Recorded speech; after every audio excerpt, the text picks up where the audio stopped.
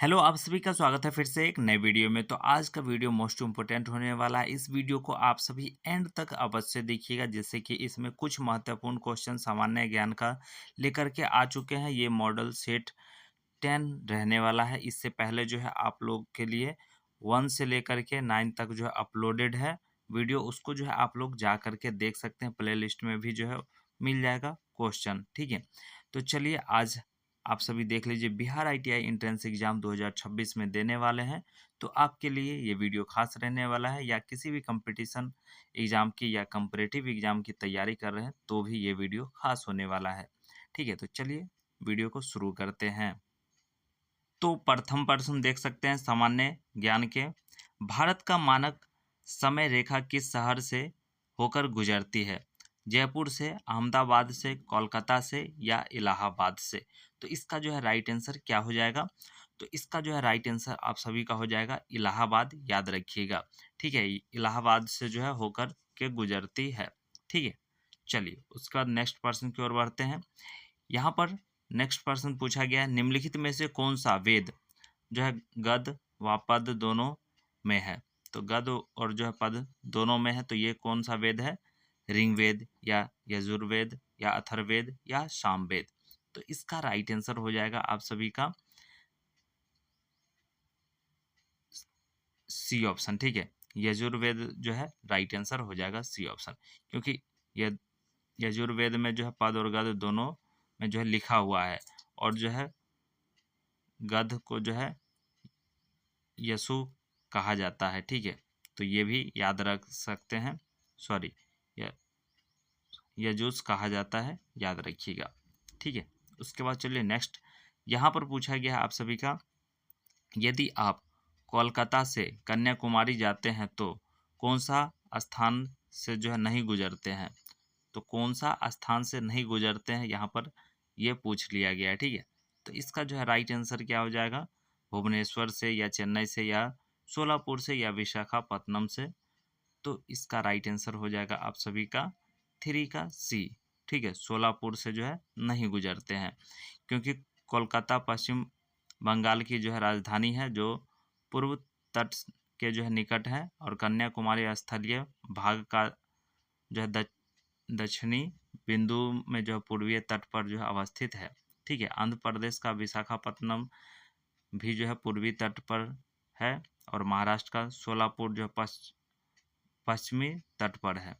इस चीज़ को जो आप लोग ध्यान में रखिए। इसलिए कोलकाता, चेन्नई, विशाखापट्टनम, भुवनेश्वर, यह सभी बंगाल की खाड़ी के तट पर या निकट बसा हुआ शहर है, जो कि कन्याकुमारी मार्ग पर जो है अवस्थित है ना। चलिए उसका नेक्स्ट प्रश्न यहाँ पर पूछा गया है आप सभी का, कौटिल्य का संबंध निम्नलिखित में से किस विश्वविद्यालय से था? तो इनका जो है संबंध वैशाली, नालंदा, पाटलिपुत्रा या तक्षशिला? तो यहाँ पर राइट आंसर हो जाएगा डी ऑप्शन, तक्षशिला, याद रखिएगा आप सभी। चलिए उसका बाद मोस्ट इम्पोर्टेंट पर्सन यहाँ पर देख सकते हैं, और जितना भी क्वेश्चन करा रहे हैं वो सभी महत्वपूर्ण है, आप लोग याद रखिएगा, है ना। निम्नलिखित में से किस जो है सिख गुरु को जहांगीर के मृत्यु दंड दिया था? सॉरी, यहाँ पर जो है जहांगीर ने जो है मृत्यु दंड दिया था। तो यहाँ पर राइट आंसर क्या हो जाएगा ये बताना है। तो यहाँ पर देख सकते हैं, गुरु हरिकिशन, गुरु तेग बहादुर, गुरु गोविंद सिंह या गुरु अर्जुन देव?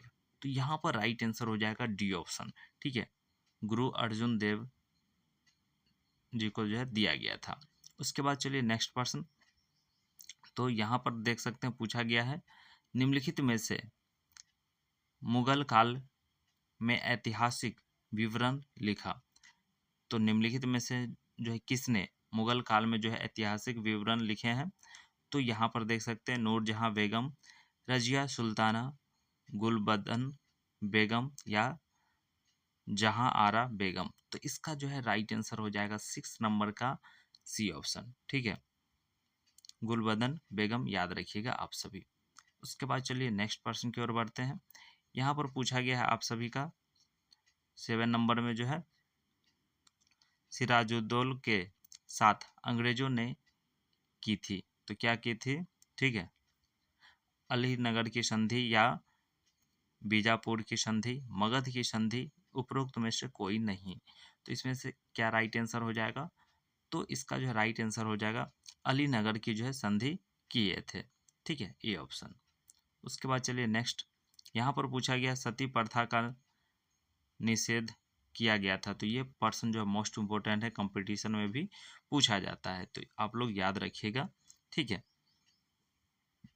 1809 में, 1829 में, 1929 में, 1947 में। तो इसका जो है राइट आंसर हो जाएगा आप सभी का 1829 जो है राइट आंसर हो जाएगा, याद रखिएगा। ठीक है, 1829 में किए थे। ओके, चलिए उसके बाद नेक्स्ट पर्सन की ओर बढ़ते हैं। यहाँ पर पूछा गया है पूना पैक्ट किसके किसके मध्य हुआ था। तो पूना पैक्ट जो है किसके किसके मध्य हुआ था। तो इसका राइट आंसर हो जाएगा आप सभी का यहाँ पर अंबेडकर और जो है गांधी जी के मध्य हुआ था, यानी कि डी ऑप्शन राइट आंसर हो जाएगा, है ना। तो काफ़ी बच्चे जो है वहाँ पे गलती कर बैठते हैं। ठीक है, तो इसलिए आप लोग अगर एक बार में नहीं याद हो तो दोबारा से वीडियो देख लीजिएगा तो याद हो जाएगा। ठीक है, 1917 के कोलकाता अधिवेशन में कांग्रेस के अध्यक्ष थे। तो कांग्रेस के जो है अध्यक्ष वह कौन थे? तो चलिए इसका जो है राइट आंसर आप सभी ऑप्शन देख लीजिए। तो ऑप्शन नंबर देख सकते हैं कुछ इस प्रकार से दिया गया है, मदन मोहन मालवीय, एनी बेसेंट, उसका लोकमान्य तिलक, मौलाना अब्दुल कलाम आज़ाद।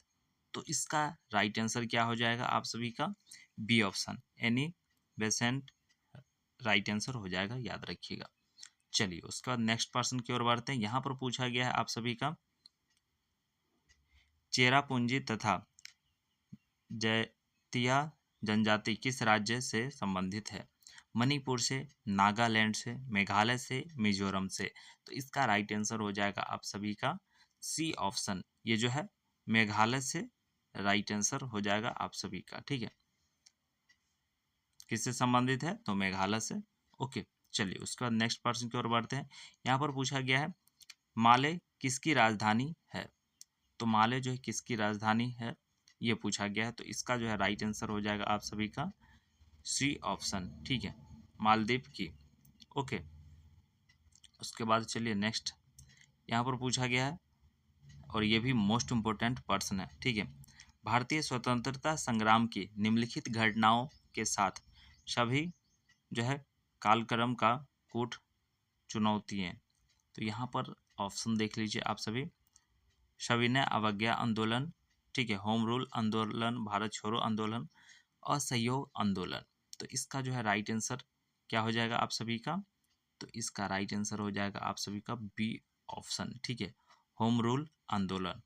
ओके, चलिए उसके बाद नेक्स्ट पर्सन यहाँ पर देख सकते हैं, यहाँ पर जो है ये हो जाएगा बी ऑप्शन। ठीक है, यहाँ पर 2 4 1 3, ठीक है, ऑप्शन दिया गया है यहाँ पर, इस हिसाब से जो है आप लोग देख लीजिएगा, कूटनीति दिया गया है ना।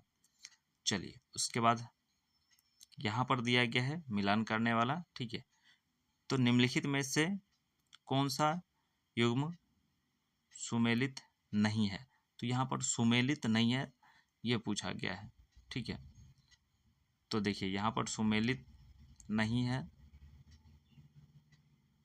तो यहाँ पर जो है राइट आंसर आप सभी का हो जाएगा बी ऑप्शन। ठीक है, जनरल डायर हत्याकांड 1932। ओके, चलिए उसका नेक्स्ट, यहाँ पर पूछा गया आप सभी का भारत सरकार ने राष्ट्रीय गान को कब अधिगृहित किया था। तो ये भी मोस्ट इम्पोर्टेंट पर्सन है, आप लोग अवश्य याद रखिएगा। इस तरीके के पर्सन जो है पूछे जाते हैं, कंपटीशन के एग्जाम में भी आपको देखने को मिलेगा। ठीक है, तो इसका जो है 12 जनवरी 1950 जो है राइट आंसर हो जाएगा। ठीक है, जिसे रविंद्रनाथ टैगोर द्वारा जो है मूल रूप से बांग्ला भाषा में रचित और जो है संगीतबद्ध जनगण मन के जो है हिंदी संस्करण को जो है संविधान सभा द्वारा देश के राष्ट्रीय गान के रूप में जो है इसे कब, तो 24 जनवरी, ठीक है, 24 जनवरी 1950, यानी कि 24/1/1950 याद रखिएगा आप सभी। ठीक है, को औपचारिक रूप से जो है अपना लिया गया था। ठीक है, तो 24 जनवरी 1950 याद रखिएगा। चलिए उसका नेक्स्ट प्रश्न की ओर बढ़ते हैं। यहाँ पर पूछा गया है हिंदुस्तान सोशलिस्ट जो है रिपब्लिकन अमीर का जो है गठन किसने किया था, किसने किया? तो इसका जो है राइट आंसर आप सभी का हो जाएगा चंद्रशेखर आज़ाद जी ने जो है किए थे। ठीक है, चंद्रशेखर आज़ाद जी। और ये जो है अगर पूछा जाए कब हुआ था तो चंद्रशेखर आज़ाद जी 1928 के दौरान जो है दिल्ली के फिरोजा शहर कोटला मैदान में जो है की गई थी, है ना। उसके बाद चलिए नेक्स्ट, यहाँ पर पूछा गया है नीलगिरी के पहाड़ी क्षेत्रों में किसकी खेती की जाती है। ये प्रश्न जो है आप लोग पढ़े भी होंगे काफ़ी बार। तो इसका राइट आंसर हो जाएगा आप सभी का सी ऑप्शन, जो कि कॉफ़ी की होती है। ठीक है, तो याद रखिएगा आप सभी कॉफ़ी। ओके, चलिए उसके बाद नेक्स्ट, यहाँ पर पूछा गया आप सभी का केंद्रीय जल एवं विद्युत शोधन केंद्र कहाँ स्थित है। तो केंद्रीय जल एवं विद्युत शोधक केंद्र कहाँ स्थित है। तो इसका जो है राइट आंसर हो जाएगा आप सभी का, ऑप्शन देख सकते हैं। ठीक है, खरगवाशाला में, या जो है सिलोरू में, या जो है जामनगर में, या श्रीशैलम में। तो इसका राइट आंसर हो जाएगा आप सभी का ए ऑप्शन। ठीक है,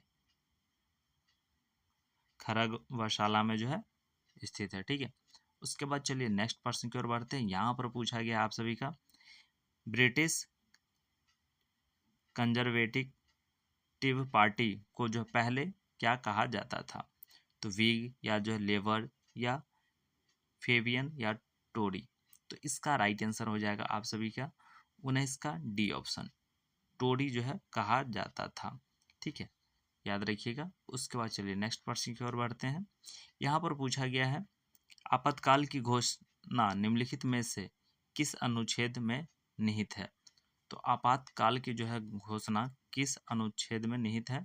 अनुच्छेद 352, अनुच्छेद 356, अनुच्छेद 368, या अनुच्छेद 370।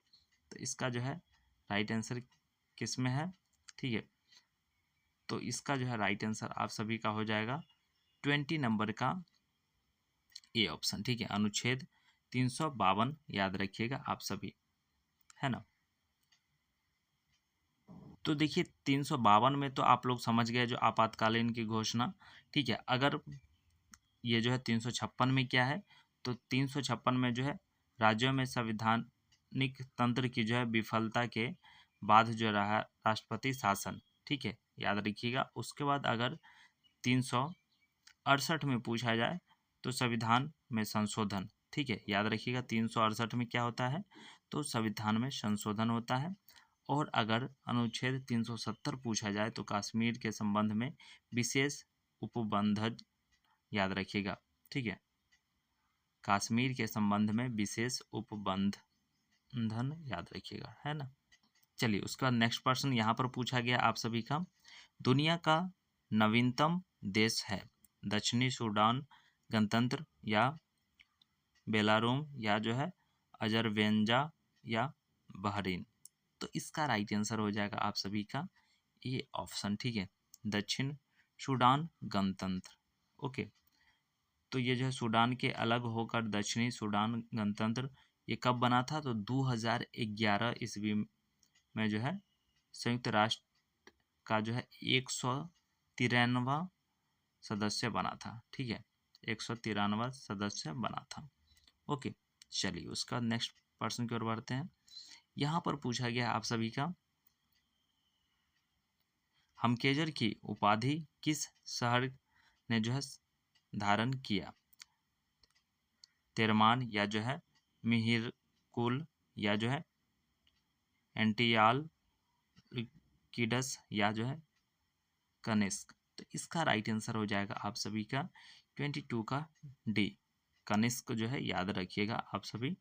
ठीक है, ओके, चलिए उसके बाद नेक्स्ट प्रश्न की ओर बढ़ते हैं। यहाँ पर पूछा गया है न्यूनतम साक्षरता वाला प्रदेश है उत्तर प्रदेश, राजस्थान, बिहार, या आंध्र प्रदेश। ऑप्शन देख सकते हैं ऑप्शन के अनुसार। तो यहाँ पर ऑप्शन के अनुसार देखा जाए तो अपना बिहार आता है, ठीक है, न्यूनतम साक्षरता वाला प्रदेश, ठीक है।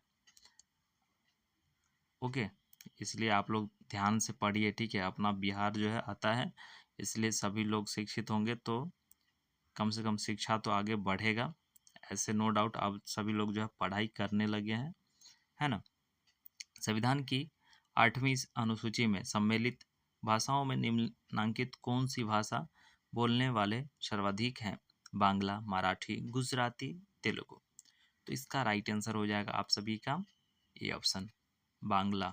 ओके, चलिए इस वीडियो का 25 क्वेश्चन जो है आप लोग के लिए करा दिए हैं, जिससे कि आप लोग अगर इंटरेस्टेड होंगे तो एक छोटा सा लाइक कर दीजिएगा और हमारे चैनल से जुड़ जाइएगा। ITI से संबंधित सारा डाउट, अगर कोई डाउट हो तो आप लोग अवश्य कमेंट कीजिएगा और सारा डाउट हम क्लियर करते चलेंगे और आप लोग को एडमिशन तक जो है ये चैनल साथ देगा। इसलिए आप लोग अभी ही जुड़ जाइएगा, जब भी आपके पास हमारे चैनल का वीडियो मिलता है उस टाइम ही, है ना। तो चलिए यहाँ पर देख सकते हैं, उन राज्य का नाम बताएं जहां से भारत का प्रथम राष्ट्रपति चुना गया। तो अपना जो है ये मोस्ट इम्पोर्टेंट पर्सन है और याद भी रखना चाहिए आप सभी को, ठीक है। कंपटीशन में भी ये लाभदायक साबित हो सकता है। उन राज्य का नाम बताएं जहां से भारत का प्रथम राष्ट्रपति चुना गया, ठीक है। तो भारत का जो है प्रथम राष्ट्रपति चुने गए थे, तो ये कौन है? तो अपना बिहार है, ठीक है। ना ही मध्य प्रदेश, ना ही उत्तर प्रदेश, ना ही पश्चिम बंगाल, जो कि अपना बिहार है, आप लोग जानते भी होंगे। और कौन थे राष्ट्रपति? तो वो डॉक्टर राजेंद्र प्रसाद जी थे, ठीक है। और पहले राष्ट्रपति हुए थे और जो कि बिहार के निवासी थे। और उनका जन्म कहाँ हुआ था? तो सिवान जिले में, ठीक है। कहाँ हुआ था? तो सिवान जिले में हुआ था उनका जन्म। और सिवान जिले के जो है जीरादेई गांव में हुआ था, ठीक है। जीरादेई आप लोग जानते भी होंगे। ओके, तो उसी गांव में जो है इनका जन्म हुआ था, है ना। कितना मज़ेदार प्रश्न, एक क्वेश्चन से जो है 3 क्वेश्चन यहाँ पे सॉल्व हो सकते हैं। ओके, राष्ट्रपति कौन थे? तो डॉक्टर राजेंद्र प्रसाद। और इस क्वेश्चन का तो आंसर मिल ही गया, कहाँ से? तो बिहार से।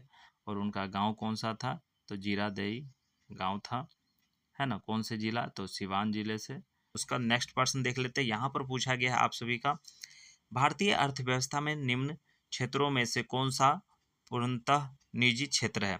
कृषि क्षेत्र, यहाँ पर वस्त्र, परिवहन और दूरसंचार। तो ये प्रश्न जो है हमने जो है मैट्रिक के एग्जाम में भी देखने को मिला था, ठीक है।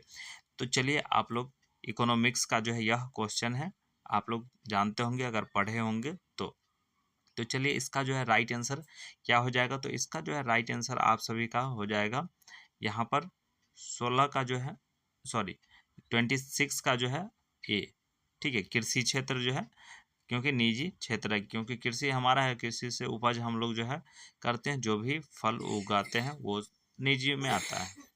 और देखिए कोई कंपटीशन एग्जाम की तैयारी कर रहे हैं तो उसके लिए भी ये वीडियो बहुत ही लाभदायक साबित होगा, आपके नॉलेज के लिए भी जो है, क्योंकि आज के डेट में नॉलेज रखना बहुत ही जरूरी है, ठीक है। चलिए यहाँ पर देख लीजिए, पूछा गया है सिखों के 10वें गुरु गुरु गोविंद सिंह जी का जो है जन्म हुआ था, तो कहाँ हुआ था? अमृतसर में, दिल्ली में, पटना में, कोलकाता में। तो इसका जो है राइट आंसर क्या हो जाएगा? तो इसका राइट आंसर हो जाएगा पटना में हुआ था, ठीक है। तो कहाँ हुआ था? पटना में गुरु गोविंद सिंह का जन्म, ठीक है। और ये जो है कब हुआ था? तो इसका जो है डेट देखा जाए तो 22 दिसंबर, ठीक है, 22 दिसंबर 1666 में हुआ था, याद रखिएगा आप सभी। और ये जो है कहाँ हुआ था? जहाँ अभी वर्तमान समय में तख्त श्री हरि मंदिर जी जो है पटना साहिब स्थित है, वहाँ हुआ था, ठीक है। तो 22 दिसंबर आप लोग जरूर से जरूर याद रखिएगा, ठीक है, जिससे कि आप लोग को कभी भी अगर पूछा जाए तो आप लोग को पता रहेगा, है ना। चलिए उसका नेक्स्ट प्रश्न की ओर बढ़ते हैं। यहाँ पर पूछा गया है, महासागरों के जल की सामान्य लवण कितनी है? तो महासागर में जो जल है उसका सामान्य लवण कितना है, ये पूछा गया है यहाँ पर। तो इसका जो है राइट आंसर हो जाएगा 35% जो है राइट आंसर हो जाएगा। उसका चलिए नेक्स्ट, यहाँ पर पूछा गया आप सभी से निम्नलिखित में से किस राज्य में जो है दुधवा नेशनल पार्क स्थित है। तो ये जो है उत्तर प्रदेश में स्थित है, ठीक है। उसके बाद चलिए नेक्स्ट, यहाँ पर पूछा गया आप सभी का निम्नलिखित में से कौन सा राष्ट्रीय राजमार्ग महाराष्ट्र, छत्तीसगढ़, ओडिशा से गुजरती है। राष्ट्रीय राजमार्ग 4, राष्ट्रीय राजमार्ग 5, राष्ट्रीय राजमार्ग 6, राष्ट्रीय राजमार्ग 7। तो इसका जो है राइट आंसर हो जाएगा सी, यानी कि 6 जो है महाराष्ट्र, छत्तीसगढ़, उड़ीसा से गुजरता है। चलिए उसके बाद नेक्स्ट प्रश्न की ओर बढ़ते हैं। यहाँ पर पूछा गया है युद्ध की घोषणा या शांति का फैसला करने में कानूनी रूप से सक्षम है। तो कानूनी रूप से जो है कौन सा सक्षम होते हैं, राष्ट्रपति, मंत्रिपरिषद, संसद, प्रधानमंत्री।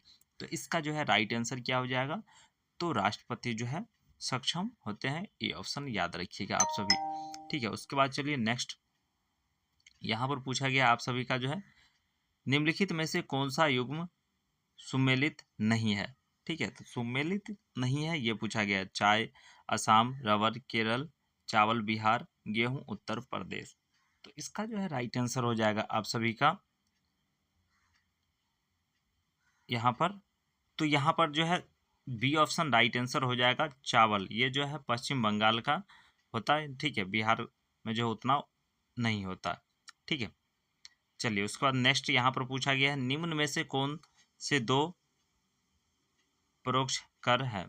तो यहाँ पर 33 का राइट आंसर हो जाएगा सी ऑप्शन, बिक्री कर व उत्पादन शुल्क। ओके, चलिए उसके बाद नेक्स्ट प्रश्न की ओर बढ़ते हैं। रुपए का सिक्का सबसे पहले किसने चलाया था। तो ये जो है रुपए का सिक्का जो है वह सबसे पहले किसने चलाया था।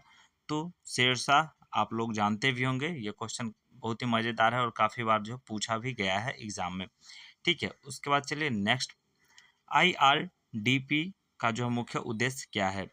तो IRDP का जो मुख्य उद्देश्य क्या होता है, ग्रामीण विकास व जो है निर्धनता निवारण, यानी कि डी ऑप्शन जो है इसका राइट आंसर हो जाएगा। उसके बाद चलिए यहाँ पर पूछा गया है राजस्व सुधारों को सर्वप्रथम किसने चलाया। तो सबसे पहले जो है किसने चलाया है ये पूछा गया है।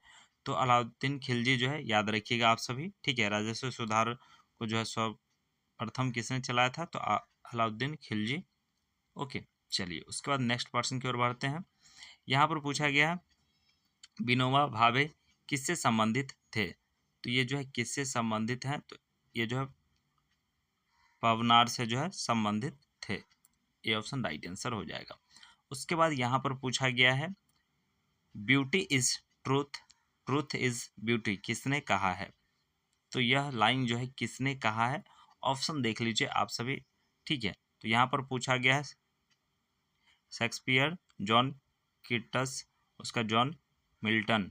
तो इसका या उपयुक्त में से कोई नहीं। तो इसका जो है राइट आंसर हो जाएगा आप सभी का 38 का जो है राइट आंसर हो जाएगा बी ऑप्शन, जॉन कीट्स ने जो है कहा था।